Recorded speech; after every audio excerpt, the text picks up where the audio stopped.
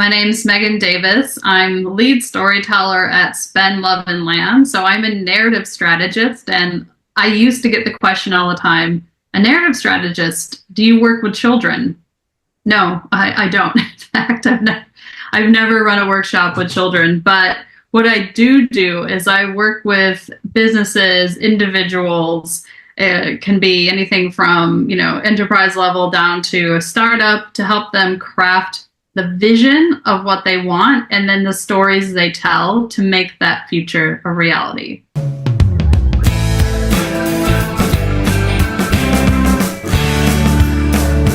Ladies and gentlemen, welcome to yet another exciting episode of the Online Prosperity Show, where we actually dive deep into the minds and journeys of people that are creating impact and changing the world one story at a time. I'm your host, Prosper Tarovenga, and today we have the one and only Megan Davis with us, a narrative strategist, a storyteller extraordinaire who's been crafting tales that actually transform businesses and lives since 2012. Now, Megan, how are you doing today? I'm great. Thanks for asking. I'm excited to be here. It's one of my favorite things to do is podcast interviews, believe it or not. I really enjoy them. Absolutely. Well, I'm really excited to have you on the show today. Tell me a story. Oh, wow. Just right off the bat, tell you a story. Okay. So a story. On the weekend, I had two 50th birthday parties back to back, and I had to run from one to the other. And I was talking to someone at the second party I went to, and she said, I feel like I can't do more than one party anymore. And I said, in my heyday, it was 3 parties, and that was before the pandemic. And so now, I'm like getting my stamina back. Like I feel like 2 is now doable, and I'm ready for, that 3. And yeah, I think we're it's weird, right? Because we've come to this point where we're accepting that change is this pretty much constant, crazy thing that's not going to slow down, and it's feeling really hard to get your head around. But then at the same time, as we're changing, it's like, how can I take inspiration from who I used to be and start pulling that into who I'm becoming and like riding these waves? Because there's so much that's good about the change that we've got now, but then there's also so much that was good about the before times, right? And I guess my perspective on all of this is we have all this tension between the world that used to be and the world that's becoming. And so I say, don't fight it, ride with it, but let's take the good things into the new place, and let's keep thinking about who we were and imagining who we want to be. So if we want to be 3 parties in one weekend, we can be that person. If we don't want to go back to that and we want to keep our 1 party per weekend, we can be that person. But I think it's a conscious decision that as we move forward, we build the future that we want. You know how remarkable that is, that you can literally tell a story on demand, hats off to you. So many people would have been going umming and ahhing and everything, and we literally didn't cut any part of that. And some people would have just been trying to string together a story, but from start to finish, you're going to have to teach us that, right? Mm-hmm. I definitely can.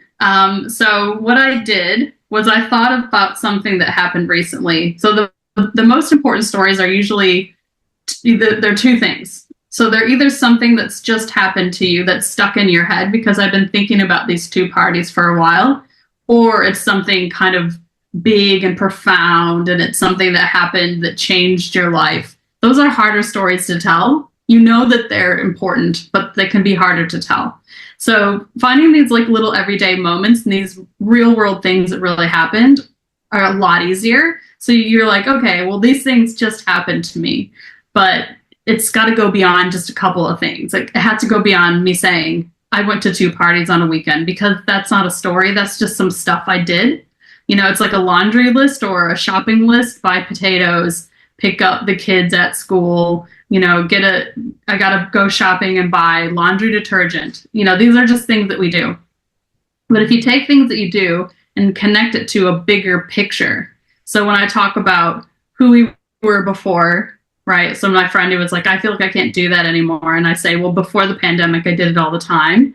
And then, going into this future state that we're all kind of obsessed with, like, who are we becoming? What's the world becoming?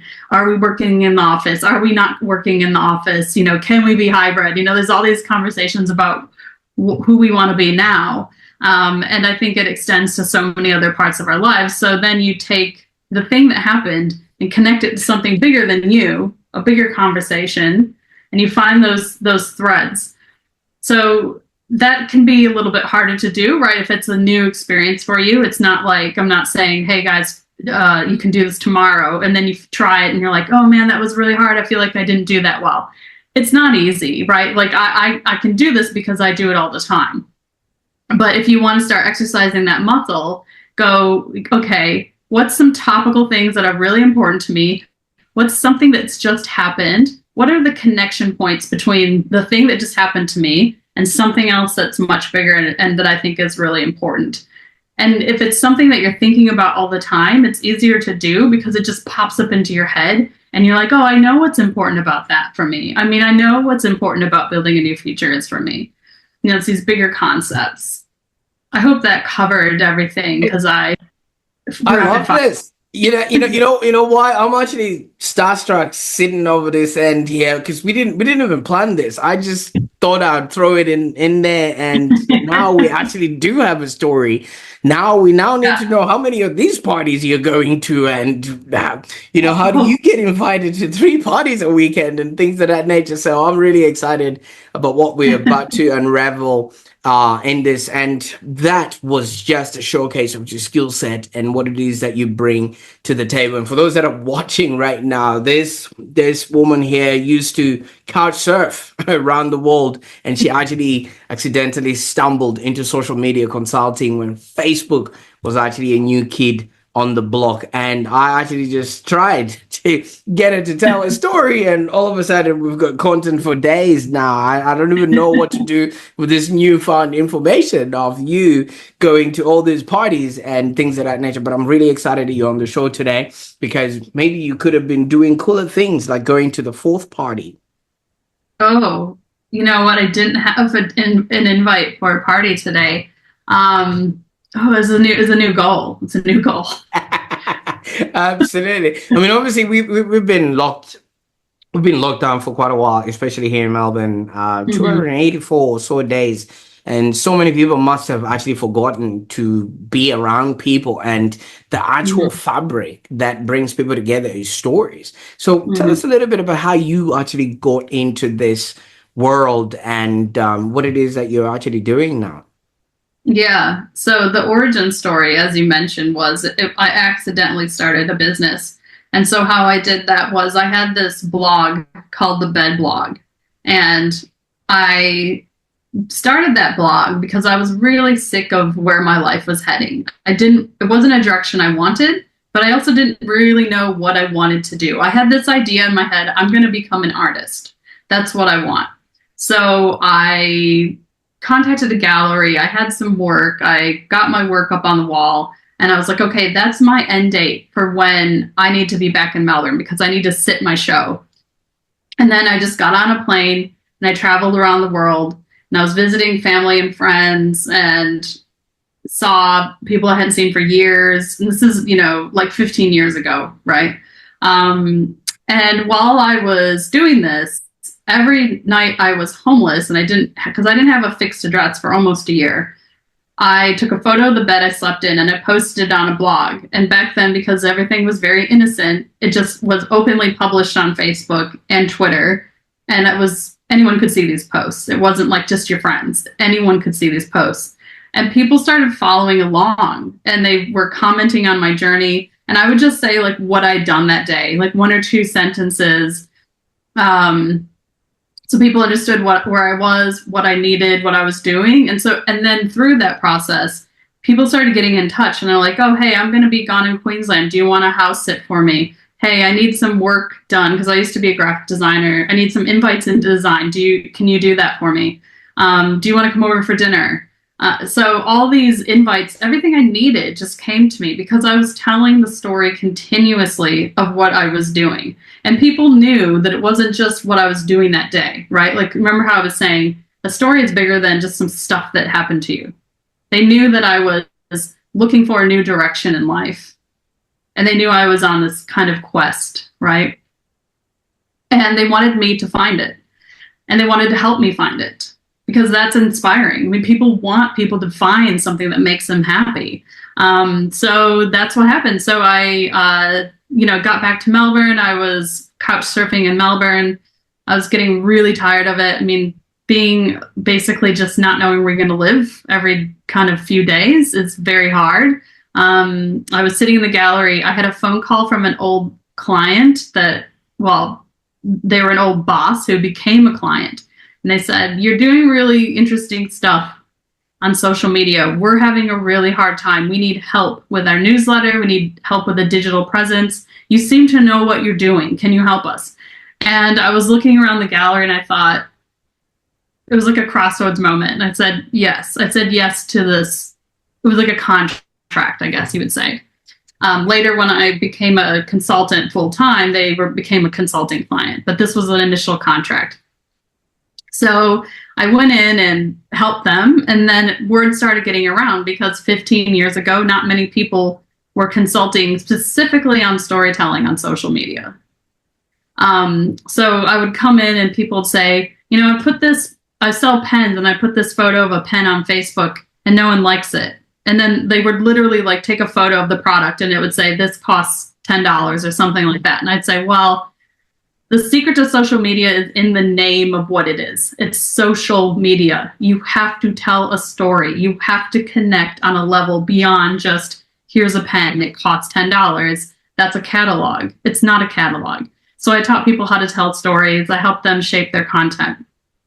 As time has gone on, so I started my business like 13 years ago officially, right? So it was a very kind of slow start to where I am now, but officially started 12 years ago where I incorporated a name and, did all the business stuff. But casually when I was, consulting, it's probably more like 14 years because Facebook is about 15 years old. So that's where I am now. Is now I help people with strategic narratives. So at an organizational level to like a team level or a directorate or a business unit, depending on, the type of structure. I help startups tell their story, like the big story, the big vision. So when I say narrative, it's the big picture of the future that you want. I also help people create content strategies and smaller ways to tell stories within the larger narrative of what they stand for. I do storytelling training. I also have some kind of more crazy out there fun stuff, like teaching people like acting skills to designers. So like product designers, service designers, so they can really get inside the heads of the people that they're trying to serve. Personas can be really problematic. There can be a lot of information that's missing. And actors are really good at filling in the holes and finding the information they need to build a character. So I teach them that. I also teach things like divergent thinking and creativity as it pertains to storytelling. People who are good storytellers are typically very creative people because they understand how to draw out and find disparate ideas and put them together, just like I did at the beginning of this session. And it's not because I was born this way. I had to learn this like everyone else. It's a skill, it's a muscle, and it can be built. And so, yeah, I have people in my classes a lot. I say, has anyone in this room ever been told that they're not creative? Someone always raises their hand, and I said, well, whoever told you that is wrong, and I'm angry with them because it's not true. Every single person in this room is creative. Every single person in this room can tell a story. Every single person in this room can tell a good story. It's just a skill. Wow. From all of this, it's just something. The nice thing and the thing about all of this is it can't be replicated. It's your own narrative that no one else can follow in your footsteps in the way that you've actually created yourself. So much that I think Airbnb should actually be paying you royalties. That would be a good gig. Yeah. Well, you sort of initiated the fact that you could go around, stay wherever you can, and people would look Mhm. after you. And now I think they have all this stuff where you can maybe have a farm stay, and in exchange for the bed, you can actually do a bit of work, and that's probably some of the stuff that you were doing with the graphic design and things of that nature. But when you first started sharing this bed stories, I can only imagine, back then there was maybe 12 people on Facebook, and nobody really knew what this was all about. Did you actually realize it could actually lead to a business, or were you just doing what you were doing at that particular time? And in retrospect, Mm. because I think it was Steve Jobs that mentioned you can only connect the dots looking forwards. You cannot connect the dots looking backwards. Did you know that you documenting this bedtime stories was actually Yeah. you creating a business for yourself? No, I didn't know. I thought it was an art project. It was a way for me to process what was happening. It was in my mind. It was an art project. Um, and it was actually the beginning of a business, but I had no idea. And it was only because I was like an early adopter, right? Um, and the rules haven't really changed. That's the interesting thing. People are always talking about this thing's changed, this platform's changed. I mean, there are some that really have changed. Like X is very different to how Twitter was before Musk bought it. But there's fundamentally, it is a social platform. All of them are still social media, and they rely on people connecting over stories because that's how human beings are primarily social. And if you aren't doing that, your content probably won't do very well. And that's not just social media, that's all content. That's your pitches, that's your newsletters, that's your internal communications plan, that's your vision for your company or your organization or your specific business unit within an organization. Your stories have to be super clear, they have to be concise, and they have to be moving towards something. There's a reason why we're telling them, and you've got to get that really clear. Once you have that clear, it's very easy to pinpoint the stories that are going to move you in the direction you want. This is the other challenge, is that people think that it's hard to tell a story, or they don't have the right stories, and that's probably true, but it's not because, well, sorry, it's not true that they don't know how to tell a story, but it's probably true that they're not telling the right stories, because what happens is we are overwhelmed with stories. We hear probably 30 stories a day. I don't know what the statistics are, but when humans communicate, they're primarily telling stories. And so it can be very confusing. You need to have a very clear strategy around what are the types of stories we tell. We only tell those stories, even though you might have a fantastic story that you hear. But if it's not moving you towards what you want, or what your organization wants, or what your customers want, it's not the story to tell. Put it in your back pocket. You never know when you're going to have the opportunity to use that. But it's kill your darlings, right? That's that really famous phrase from a writer, and it just escapes me who said that. Kill your darlings. You sometimes have to edit things out that are incredible. Don't forget it, because there's always usually somewhere in the future you can use it. But yeah, be just really selective about the stories you tell. And that's primarily what my content strategies are about, and my narrative strategies are as well. So getting those story strategies straight. Absolutely. You see, from what I'm gathering here, Megan, is just whatever you're going through in life, document that. Because one day you'd have a good story to tell on the online prosperity show. I mean, this is not my words. I'm just hearing it from you. You were taking photos of, the beds that you came across in your journey, but now this Mm. has now created quite a narrative of where your actual origin story, sort of emanated from. But let's just maybe look at the social media platforms which somehow want to act as amplifiers of these stories that we are telling, yet they haven't even figured out their own particular stories themselves. Like you're saying, Facebook is only 15 years old. If we were looking at it in human terms, it's just a teenager. And you know what teenagers are like. They haven't figured out where in society they want to be. And X or Twitter, X is just a bird that flew high and went to space. And now we've got a whole different platform and we can't sort of figure it out. How do we know how to show up in these spaces and, like you were saying, what stories to tell? Yeah.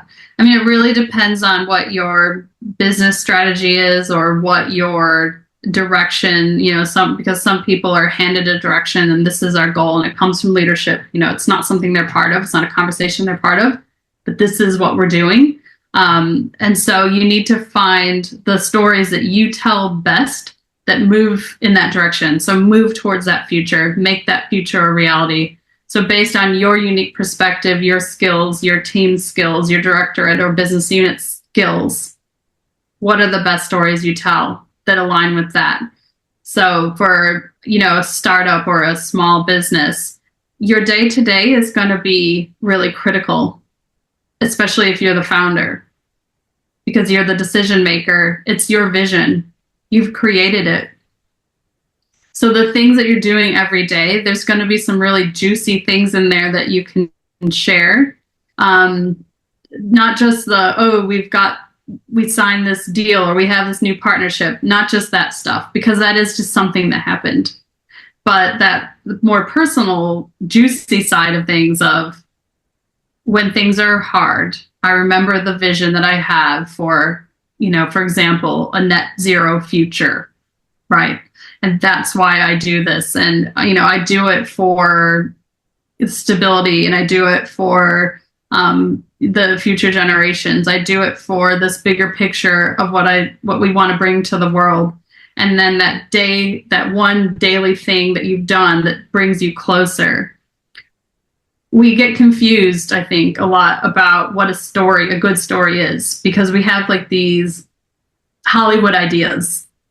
A story is this big, grand thing that's complicated or has explosions or, like people escape or there's a good guy and a bad guy. And the reality is that the most powerful stories are usually things that are so accessible, so close to your daily life and therefore other people's daily lives that it has real impact, because someone can say, yeah, okay, that's happened to me too. I understand that, or I want that too, or I've had that same pain, I've had that same joy.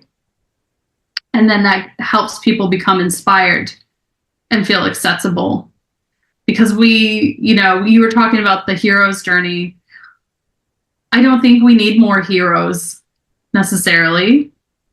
I think we need more truthful and honest and vulnerable conversations. I think we need more vulnerability. And I also think we need to tell stories they're more about we, not me. So a hero's journey is a very singular way of telling a story. It has one central hero. And a hero is a very lonely person to be. And even in the hero's journey, in the really traditional breakdown of that journey, there is like a mentor. So the hero goes into the cave. This is actually like part of Joseph Campbell's, circle. There's a cave mentor or somebody like that, right? They have to have help. That's fine. But because Joseph Campbell was a man of his time, so, he was working in the beginning of the last century. He was a Western white male, and he was taking a Western white male's perspective and projecting it on cultures all over the world and said, this is the format for all stories told everywhere. It's not true, especially in cultures that are a lot more collective, that are more traditionally we, not me. But he took a white Western male perspective and placed it on every single culture and said, this is the standard story structure. It's not true.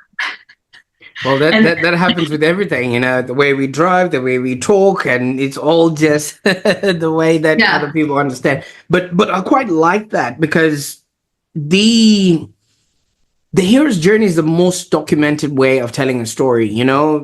yeah, you know somebody starts off, when everything is hunky-dory, and then they yearn for a change, and they're told you don't go beyond the perimeter, and then they go beyond the perimeter, and then they start fighting and slaying dragons, and then they meet a mentor or somebody who is somewhat of a trickster, and then they have to change and go on another journey, in between all of that. I mean, there's different versions of whatever it is, but you sort of know what the outcome and everything else comes from. Now, I come from a place where we subscribe to a philosophy of Ubuntu. I am because you are, where it's a collective. mm, Everybody wins, and we are all going towards the same collective sort of agenda. What are some of the storytelling mistakes that the hero's journey presents now for businesses, and why are they not sort of connecting with their audiences? mm. So, so one mistake I see a lot is making your customer a hero. And this is going to be really contentious. I know people are going to be like, "What? I'm Of course taking it is notes. hero." Yes, yes. And so why it's difficult is because it puts the customer up on a pedestal in a way that can be hard to connect with them, because your job as the business owner, your job as the people who are the product designer, your job as a service designer, whoever these people you are that are creating the thing that the customer wants. If you put them too much on a pedestal, they're very hard to get to know. I mean, you might say that you have friends and people you know who have done heroic things, but they're not a hero. They're a human being. They're complicated. They have good traits and they have not so good traits. They do things that irritate you and things that please you. Why? Because we're people. We're very complex. And it is your job to, yes, you can make them the hero of a campaign, for example. It's all about them. You're targeting them. But when you're interacting in terms of getting to know them and continuously reevaluating your relationship with your customer, you've got to keep them close, like a very close friend, not a hero, a person that you know their good parts and their bad parts. I see all the time personas that say, busy, busy mother, has 2 kids, 3 kids, doesn't have time to do research about this and that, doesn't know, da da da da da. It's all these things kind of almost making excuses for them why they don't know they need this product or something like that. They're just too busy. And it's like, I don't know anyone who isn't busy. Every single person is busy. We have to push past that. We have to get past these really surface level ways of thinking and interacting.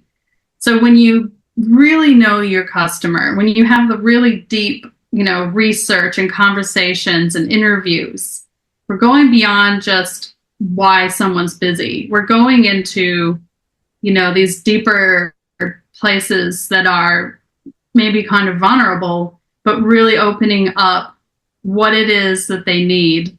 So you're walking with them to solve a problem. It's like when a friend says, "I need help." You don't say, "That's interesting. Is things like this happening because you're very busy? Because you have 2 kids? Do you need more?" It's not the way you interact with people. You say, "Okay, you need help. What's going on? What's wrong?" And you listen to them. And then you get to the bottom of, because often what people think their problem isn't their problem. There's something else going on. So you keep digging, you keep digging, you keep digging. And then you get to it and you say, okay, now I understand what's going on. And then you have to get to the point of, all right, so in what way can you solve this problem? In what way is there anything I can do to solve this problem? What are our options? But I don't see enough often depth with how people are really evaluating their customer or their client, because people are complicated, and we want to kind of smooth it out so it feels easier for us to deal with. But it isn't going to get you to the place you want to go. That deep connection, a real relationship. I can imagine. And thank you so much for opening that sort of side of things, because it does make sense. A lot of businesses put people in a room that has got a two-sided glass, and they're looking at people that they assume are their target audience, whereas that person is only there because they're being paid. Mm-hmm. When they're doing those customer research, where they're just looking at people and asking them questions that are already premeditated and things of that nature, that takes people away from the actual use case of that particular product. And I think Mm-hmm. when you then put your customer as a hero, you're literally just doing whatever you want to please them so that your results match whatever it is that you are putting out there. And I can understand and attest to that, because so many people don't have the time and the depth to actually sit and connect with the actual customer, because that involves, yeah, you're right, vulnerability, and actually saying, okay, we've messed up, how do we go from here, and Mm-hmm. how would we make this better for you? So your work sort of focuses on working with daring businesses, and what you want to do with them is create sort of new realities that probably never existed and things of that nature. What's the, maybe, so that we have an understanding, what's the boldest or most unconventional sort of narrative strategy that you've ever crafted for a client? I mean, you don't have to be specific, but you can maybe showcase to us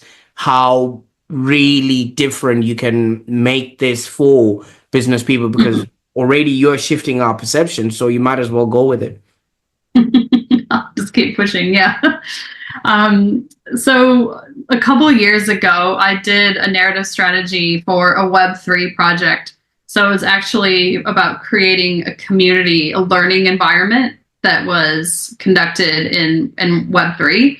So that was things like, where they had their own iconography that was like cryptocurrencies and like non-fungible tokens, and all these new ways of communicating and building community and creating a supportive learning environment for people who wanted to explore Web3. And so initially, they were coming to me with these superhero ideas. And I said, I don't know that most people think of themselves as a superhero. It's a very attractive idea, but most people, I don't think about myself like Wonder Woman or something. That feels so far away. And so I got You, some you never people who, do you never do these to feel I mean, sometimes I want, like, those cool gauntlet things and just kind of maybe flash them, but that's more of a fashion thing, right? Like, but but mentally, do I feel like that? I don't. I feel like a person, like a complicated, crazy, messed up person, like every other kind of person. We've all got our stuff, right? So I worked with them and did a narrative strategy. So you basically collect the stories of the people in the room, and there was people who were teachers in this space that they're creating. There was people who are part of their target audience, and I got them to tell stories.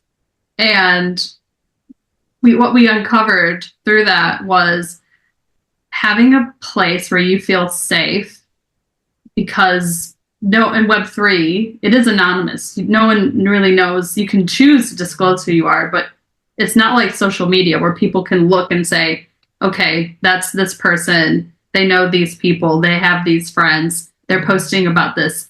It can be completely anonymous. And the thing that people liked about that was it was like a mask. So it's not the superhero thing. It's that I can put on whatever kind of clothes or mask or attributes that I want, so that I can be completely free. So I can say what I want. So I can express vulnerability. Because a lot of the people who were in this community were quite high profile people that couldn't say these things to the media, for example, but they can within this safe space where no one knows who they are. And, there's like these masking tendencies, not because they're superheroes, but because they're just people and they feel safe and secure and they feel open to say what they want to because no one knows who they are unless they choose to say who they are. And yeah, there was quite a few people who made a lot of money as well with a lot of products that they developed. And without people knowing who they were, they could talk openly about these things without judgment, because sometimes people who have quite a bit of success that are questioning what they should do, people find that confusing. But if you're in a space where you're vulnerable and you can share what you want, it's a very different level of comfort. So we really got underneath that. So it wasn't about superheroes at all. It was something else entirely. I quite like that. And obviously your work could actually maybe help another small business or a business craft a community around their product or their message, and that sort of narrative. I mean, obviously without the being anonymous, but Yeah. in a contained environment that people can actually feel safe to communicate and express their opinion and things of that nature, right? Yeah. Hopefully, yes. It seems like in normal social media world, that seems to be not as possible as it once was.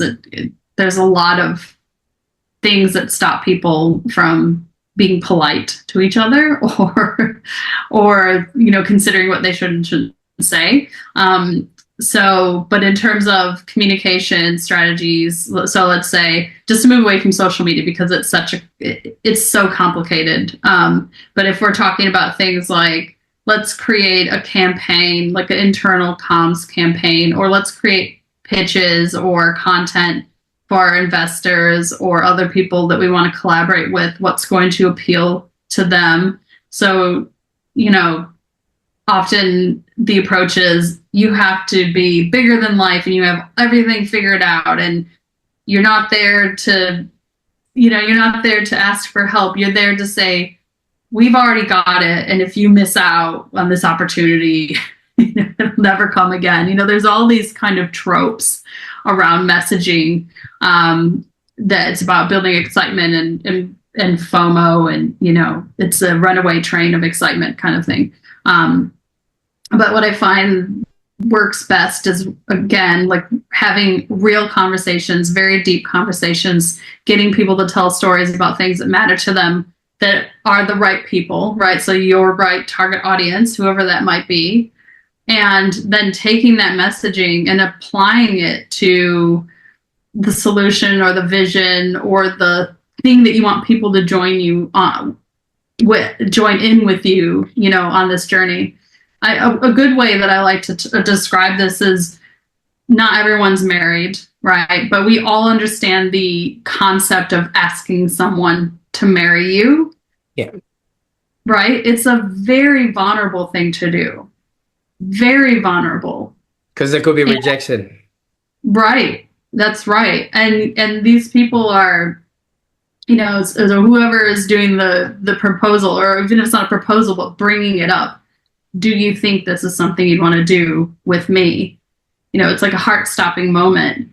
But they're doing it with someone that they know, that they've been building a relationship with, that them so well that you can say, these things that you want to do, I want to do that too. And I want you to do that with me. That's compelling. Absolutely. And obviously in the world that we play in, there's so much that happens when you try and sell something to someone, they reject you, and we feel, oh my God, I'm only just gonna, open up and say my story when they've become my customer. What would you say to a business person or somebody who's hesitant to maybe share their story because they think either it's not interesting or impactful enough for them to actually share it, whereas from what you're saying, it really connects people to actually start wanting to know you a little bit more. That's right. So I would say, first of all, if you think your story isn't interesting, you're probably wrong. I don't know anyone who doesn't have an interesting story. You just haven't dug deep enough, right? So you need to test it a little bit with people. And how you know that something's interesting is there's an immediate follow-up question. Tell me more about, oh, I didn't realize that. Ah, so that's why. Okay, blah, blah, blah. If you get an immediate question, that's a good thing. If someone says, oh, okay, yep, that's good. It just means you haven't shared enough. There isn't enough intrigue, or you haven't gone deep enough. But it's there. It's always there. There's no such thing as a uninteresting origin story or what you want story or desire story. They're fundamental to being alive on this planet. So it's there. I think it's confidence as well, because people don't like feeling vulnerable. They don't like feeling a little bit uncomfortable, but you got to do it. It's like nothing ventured, nothing gained. If you never get uncomfortable and have the conversation about, not even marriage, like, are we in a relationship? You miss out on a lot, right? Good and bad, right? Absolutely. Now, what would be the best way that people can get a hold of you so they can learn how to tell their stories? Yeah, so you can go to my website. That's probably the easiest. It's spendloveandlamb.com. Once you hear the name, it's hard to forget. Spendloveandlamb.com. I'm on all the platforms. I'm not really on X anymore, but I'm on LinkedIn. I'm on Facebook. Spend Love and Lamb. Just search that. I will come up.